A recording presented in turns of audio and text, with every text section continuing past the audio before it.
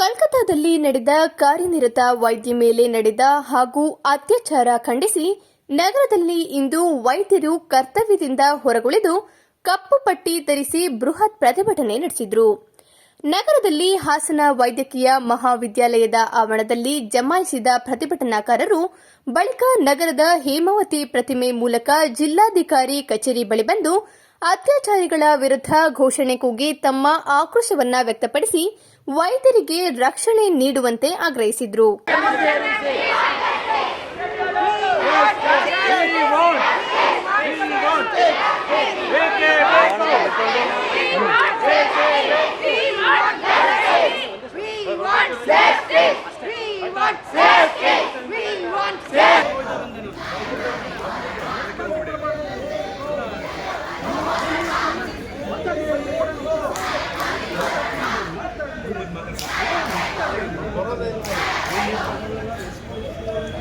ಈ ವೇಳೆ ಮಾತನಾಡಿರುವ ಪ್ರತಿಭಟನಾಕಾರರು ಕಾರ್ಯನಿರತ ವೈದ್ಯ ಮೇಲೆ ನಡೆದಿರುವ ಅತ್ಯಾಚಾರ ಕೊಲೆ ಖಂಡನೀಯ. ಜೀವ ಉಳಿಸುವ ವೈದ್ಯರನ್ನೇ ಅತ್ಯಾಚಾರ ಮಾಡಿ ಕೊಲೆ ಮಾಡಿರುವ ಅಮಾನುಷ ಕೃತ್ಯ ಎಸಗಿರುವ ಕಿಡಿಗೇಡಿಗಳಿಗೆ ಕಠಿಣ ಶಿಕ್ಷೆ ವಿಧಿಸಬೇಕು ಎಂದು ಆಗ್ರಹಿಸಿದರು. ರಾತ್ರಿ ಪಾಳಿಯಲ್ಲಿ ಕೆಲಸ ಮಾಡುವಂಥ ಹೆಣ್ಣು ವೈದ್ಯರಿಗೆ ಆಗಲಿ ರಕ್ಷಣೆ ಇಲ್ಲ. ಎಲ್ಲರಿಗೂ ದೌರ್ಜನ್ಯ ನಡೀತಾ ಇದೆ. ಇದನ್ನೆಲ್ಲ ವಿರೋಧಿಸಿ ನಮಗೆ ನ್ಯಾಯ ಬೇಕು ಅಂತೇಳಿ ನಾವು ಈ ದಿನ ಪ್ರತಿಭಟನೆ ಮಾಡ್ತಾ ಇದ್ದೀವಿ.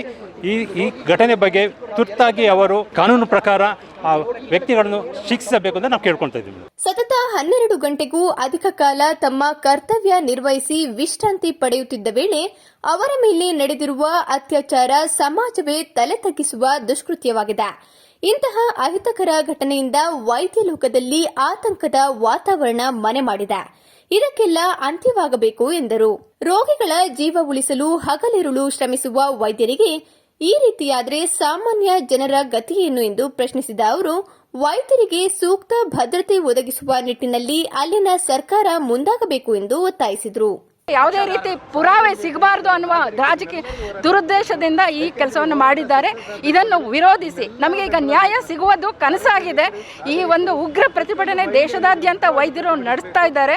ಯಾಕಾಗಿ ಅಂತಂದರೆ ಆ ಅತ್ಯಾಚಾರಗೊಳಗಾಗಿ ಇದನ್ನು ಹೀನಾಯವಾಗಿ ಅವಳು ಪ್ರಾಣವನ್ನು ಕಳೆದುಕೊಂಡ ಆ ಹುಡುಗಿಗೆ, ಆ ಒಂದು ಮಹಿಳೆಗೆ ಒಂದು ನ್ಯಾಯ ಸಿಗಬೇಕು. ಹಾಗೇನೆ ನಮ್ಮ ಎಲ್ಲ ಮಹಿಳಾ ಸಿಬ್ಬಂದಿಗಳು ಕಾರ್ಯನಿರ್ವಹಣೆ ಮಾಡ್ತಿರುವಂತಹ ಒಂದು ಸ್ಥಳಗಳಲ್ಲಿ ಅವರಿಗೆ ಸುರಕ್ಷತೆಯನ್ನು ಕಾಪಾಡೋದು, ಸುರಕ್ಷತೆಯನ್ನು ಒದಗಿಸೋದು ಎಲ್ಲ ಸರ್ಕಾರಗಳ ಆದ್ಯ ಕರ್ತವ್ಯ. ಹೀಗೆ ಮಹಿಳೆಯರು ತಮ್ಮ ಕರ್ತವ್ಯ ನಿರತರಾಗಿದ್ದಾಗ ಈ ರೀತಿ ದೌರ್ಜನ್ಯಕ್ಕೊಳಗಾದರೆ ಇನ್ನು ಮಹಿಳೆಯರು ಕರ್ತವ್ಯ ನಿರ್ವಹಿಸೋದೇ ಬೇಡವಾ? ಈ ದೇಶ ಎಲ್ಲಿಗೆ ಸಾಗಿದೆ? ಈ ಕೊಲೆಯ ಮೂಲಕ ನಮ್ಮ ದೇಶದ ಒಂದು ಪ್ರಜಾಪ್ರಭುತ್ವ ಕೂಡ ಅತ್ಯಾಚಾರಕ್ಕೊಳಗಾಗಿದೆ ಮತ್ತು ಕಗ್ಗೊಲೆಗೊಳಗಾಗಿದೆ. ಅವರು ಇದನ್ನ ಸೀರಿಯಸ್ ಆಗಿ ಕೂಲಂಕುಷವಾಗಿ ತನಿಖೆ ಮಾಡಲಿ. ಅವ್ರಿಗೆ ಯಾರಾದರೂ ಆಗಿರ್ಬೋದು, ತಪ್ಪೆ, ಅವನಿಗೆ ಕಠಿಣವಾದ ಶಿಕ್ಷೆ, ಗಲ್ಲಾಗ್ಬೋದು, ಏನಾಗ್ಬೋದು. ಅದನ್ನ ಹೆಂಗೆ ಅಂದರೆ 2 ದಿನ ರೇಪ್ ಆಗಿದ್ದು ಹೇಳ್ತಾರೆ, ಅವನಿಗೆ ಶಿಕ್ಷೆ ಆಗಿದ್ದು ನ್ಯೂಸಲ್ಲಿ ತೋರಿಸಲ್ಲ. ಜನರಿಗೇನು ಅಲ್ಲಿ ಕತೆ ಮುಚ್ಚೋಯ್ತು. ಇಲ್ಲ, ಅವನಿಗೆ ಗಲ್ಲಿಗೆ ಹೇಳಿದ್ರ ಅವನಿಗೆ ಏನು ಪನಿಷ್ಮೆಂಟ್ ಸಿಗ್ತಾ ಇದೆ ಅದನ್ನು ಹೈಲೈಟ್ ಮಾಡಬೇಕು. ಈ ವಿಷಯಗಳು ಇಲ್ಲಿಗೆ ನಡಿಬೇಕು. ಇದು ಹೇಗೆ ಅಂದರೆ ಈ ವಿಷಯಗಳು ಇಲ್ಲಿಗೆ ನಿಲ್ಲಬೇಕು. ಎಲ್ಲ ಕಡೆ ಡಾಕ್ಟರ್ಸ್ ಮೇಲೆ ನಡೀತಾ ಇರೋದು. ಕಿವಿ ಕೇಳೋದು, ಕಣ್ಣಿಗೆ ಕಾಣೋದು ಒಂದು, ಅದು ಐಸ್ ಬರ್ತಾರೆ ಹೇಳ್ಬಿಟ್ಟು ಟಿಪ್ ಅಷ್ಟೇ ಕಾಣಿಸ್ತಾ ಇದೆ. ನಮಗೆ ಒಳಗಿರೋ ಐಸ್ ಕಾಣಿಸ್ತಾ ಇಲ್ಲ. ಇದನ್ನು ಎಲ್ಲೇ ನಡೆದ್ರೂ ತೀವ್ರವಾಗಿ ತಗೊಳ್ಳಿ.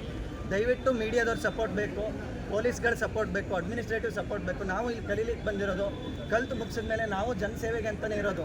ಬೇರೆ ಒಂದು ಪೆಟ್ರೋಲ್ ಜಾಸ್ತಿ ಆದರೆ ಲಾರಿಗಳೆಲ್ಲ ಬಂದಾಗ್ತವೆ. ಇನ್ನು ಸಂಬಳ ಕೊಟ್ಟಿಲ್ಲ ಅಂದರೆ ಇಡೀ KSRTC ಬಸ್ ನಿಲ್ಲಿಸ್ತಾರೆ. ನಮ್ದು ಹಂಗಲ್ಲ ಪ್ರೊಟೆಸ್ಟು. ಇಲ್ಲಿ 100 ಜನ ಇದ್ದೀವಿ ಅಂದರೆ ಇನ್ನು 50 ಜನ ಅಲ್ಲಿ ಎಮರ್ಜೆನ್ಸಿಲಿ ಡ್ಯೂಟಿ ಮಾಡ್ತಾರೆ ಸರ್. ನಾವು ಯಾರಿಗೂ ಬಂದವ್ರಿಗೆ ಇಲ್ಲ ಅಂತ ಹೇಳಲ್ಲ. ಅದನ್ನ ನನ್ನ ತಲೆಯಲ್ಲಿ ಹಿಡ್ಕೊಂಡು ನಾವು ಇಷ್ಟು ಒದ್ದಾಡ್ತಾ ಇದ್ದೀವಿ ಅಂದಾಗ ನಮಗೆ ನಿಮ್ಮ ಸಪೋರ್ಟ್ ಬೇಕು. ಈ ವಿಷಯವನ್ನು ತೀವ್ರವಾಗಿ ಖಂಡಿಸ್ತಾ ಇದ್ದೀವಿ. ನಾವು ಹಾಸನ ಆಸ್ಪತ್ರೆ ಜೂನಿಯರ್ ಡಾಕ್ಟರ್ ಅಸೋಸಿಯೇಷನ್, ಗೃಹ ವೈದ್ಯರು, MBBS ವಿದ್ಯಾರ್ಥಿಗಳು, ಪೋಸ್ಟ್ ಗ್ರಾಜ್ಯುಯೇಟ್ ವಿದ್ಯಾರ್ಥಿಗಳು ಕ್ಷೀಣ ಕೃತ್ಯ ಇದನ್ನು ಖಂಡಿಸ್ತಾ ಇದ್ದೀವಿ. ಇದಕ್ಕೆ ನಮ್ಮ ಹೋರಾಟ, ಆ ಮಗಳ ಜೊತೆ ಅವರು ಹೋರಾಟ ಮಾಡೋರ ಜೊತೆ ನಮ್ಮ ಸಪೋರ್ಟ್ ಇದೆ ಅಂತ ಈ ಮೂಲಕ ತಿಳಿಸ್ತಾ ಇದ್ದೀವಿ. ನಿಮ್ಮ ಸಹಕಾರ ಬೇಕು ಅಂತ ಈ ಮೂಲಕ ಕೇಳ್ಕೊತೀನಿ.